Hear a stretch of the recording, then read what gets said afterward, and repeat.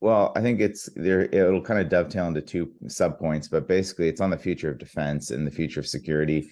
Number one, I mean, we're at a point in time in Ukraine. I think is a good example of this, where we have traditional warfare that we thought we wouldn't see, in 2022 or 2023, that we've seen with trench warfare, mines, artillery, etc.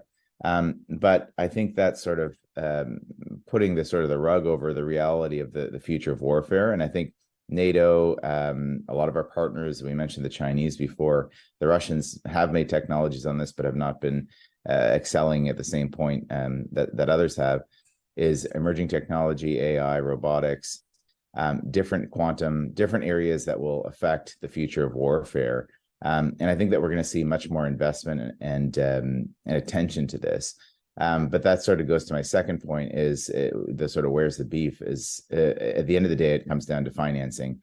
And we've seen, especially from a Western perspective, many countries sort of complacent on defense spending. NATO for a long time has held this 2% of gross domestic product target on defense. Some have met it, some have met it for a long time, most have not. Even from a Canadian perspective, we've been hovering at around 1.3% for quite some time.